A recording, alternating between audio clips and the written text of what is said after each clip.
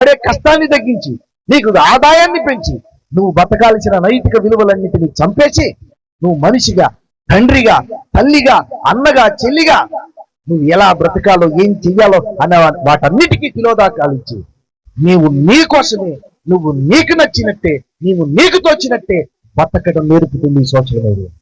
ఈ రోజు ప్రపంచం అంతా ఏం నేర్చుకుంటుందో తెలుసా? స్వేచ్ఛ ప్రపంచాన్ని కోరుకుంటుంది. నా జీవితం నాదే, నీ జీవితం నీదే. మన ఈ మధ్య ఒక అమ్మాయి పెళ్లి చేసుకోవడానికి పెళ్లి చూపులు ఏర్పాటు చేస్తే ఆ పెళ్లి చేసుకునే భర్తతో అంటుందంట, నీతో ఒక 5 నిమిషాలు మాట్లాడాలని.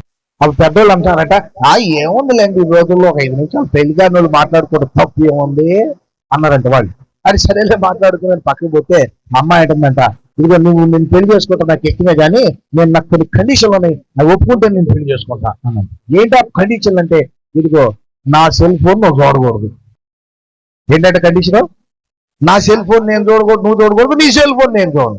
నువ్వు ఎవరితోనైనా మాట్లాడుకో, నేను ఎవరితోనైనా మాట్లాడుకుంటా. నేను ఏ టయానికి వచ్చానో నువ్వు అడగొద్దు, నువ్వు ఏ టయానికి వచ్చావో నేను అడగను. నీకేం నచ్చిందో నాకు చెప్పొద్దు, నాకేం నచ్చిందో నీకు చెప్పను. అబ్బాయి అప్పుడు అబ్బాయి అంట, నువ్వు నన్ను పెళ్లి చేసుకోవద్దు, నేను నిన్ను పెళ్లి చేసుకో, మళ్ళీ ఉంటాను. ఇంతకాడికి పెళ్లి ఎందుకు అసలు?